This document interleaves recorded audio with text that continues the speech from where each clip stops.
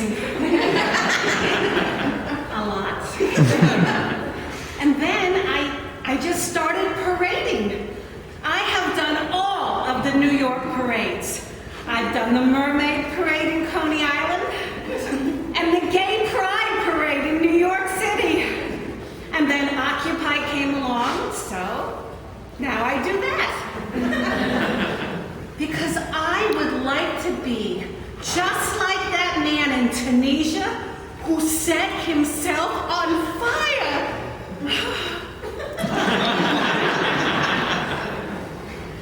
Oh no, I'm not going to set myself on fire, no, but if I could be a change, you know, a catalyst to get something to change. I mean, something to really wake America up. So my characters are Marni, the money honey, and oh, then there's Constantine, the anti-constitutional copper. She's gotten a lot of play. And then there's Juanita, the one-ton, one-percenter, yeah! Oh, and of course, the bank reform bitch. She is a good one. I am definitely bringing her out again because, God, I would just love, you know, to go down to Wall Street with my whip and everything. Well, it's not that I have to have my whip with me all the time, but I just think it's provocative, don't you? I mean, especially on Wall Street, because I really think that half those guys are getting whipped already. I mean, I even had a couple of offers. Hey, can I get you a drink? I was like, no! So we had one protest where we were in front of the Federal Reserve, and we protested against Jamie Dimon, the CEO of Chase. And I dressed up as Marilyn Monroe, and I had this sign that said, "Diamonds are definitely not this tax-paying girl's best friend." You got it? I mean, it is kind of fun to do that. I really try and craft everything I do. So, kind of like with, well, I'm thinking of a Jamie Dimon doll. I'm not sure I'm going to do it yet. My father will disown me.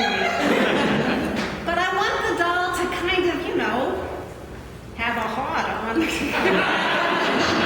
when he gets a heart on, it's going to say, LIBOR manipulation. Or, speculative trading. Or even, oh, Dodd-Frank.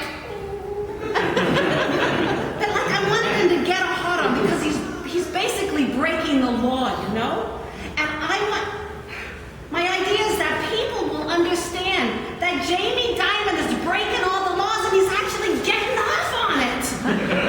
I mean, don't you think that would be visually stimulating? I mean, it is a total performance piece. The media would be crazy about it. I just feel, though, that America really hasn't, you know, woken up. What's interesting about the whole LIBOR manipulation thing is that in England, when this happened, the whole reputation of Barclays Bank actually bit the dust. And the British were furious. But here in America, all the banks do exactly the same thing, but it doesn't have the same effect.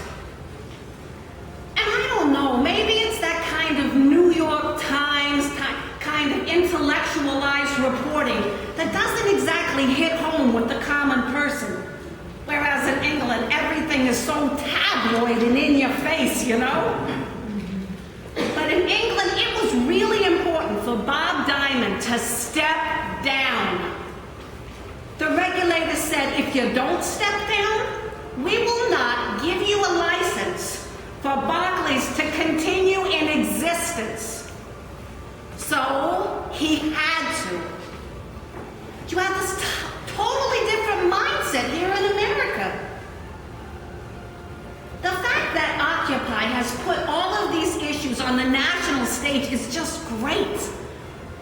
And maybe, maybe if that's all it does, well, that's still a good thing. But it does need some leaders. Let me tell you, I went to some of those General Assembly meetings. I was like, oh my God, do these people like to hear themselves talk? Oh my God, I was like, edit, enough. Because, I'm already confused. And I need some clear streams of logic, So sometimes I would show up in my Lady Liberty outfit with my wings. And some of the Occupy people, they didn't even realize that I was with them. Can you imagine? Some of them actually thought that I was manipulating the cameras for myself. I went to the Egyptian embassy, and that was when the woman in the blue bra was being beaten up on CNN by the Egyptian military police.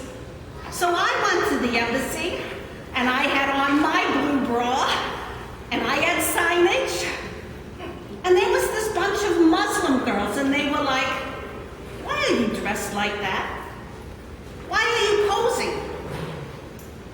And I was, because I am a performance artist, and I am one of you guys, and I want to share the message.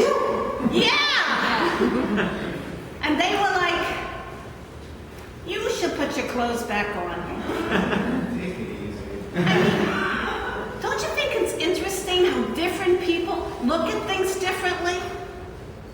But I think, like all movements, Occupy, it's going through some growing pains, and it's kind of having an identity crisis. Because everybody has their lives, I mean, you have to live, you have to work, you have to pay your bills. For me to do this sometimes, you wouldn't believe it.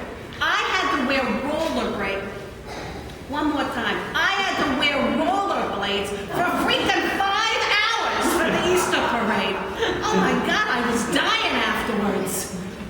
But then I remembered how much I just love the cameras. Believe me, I am a total exhibitionist. Can you believe it? I was like, oh God, take my picture. Okay, another. All right, one more. Thank you. I mean, because, I know it's kind of sick, but I just seem to get off on it, And there's also some other visceral, psychological level. I mean, it feeds my ego. Or whatever it is I'm trying to work out from my childhood that makes me want to dress up in costumes because, I would wear a mermaid costume every day if I could,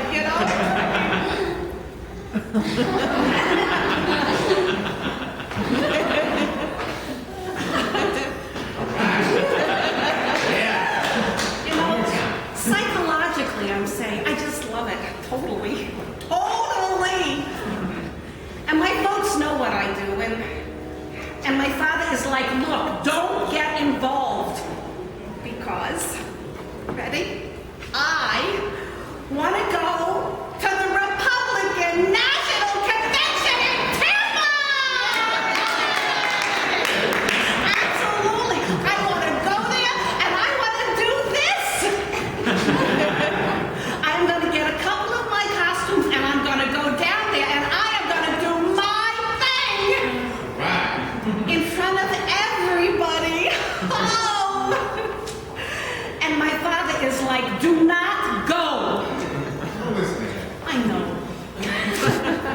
My husband and I, when we argue, excuse me. My husband and I, when we argue, we banter back and forth, and he's like, Marni, I want to be one of the 1%. I mean, what's wrong with having money? I think there's some Republican in him. Yeah, but nothing too bad. All right? Thanks for listening.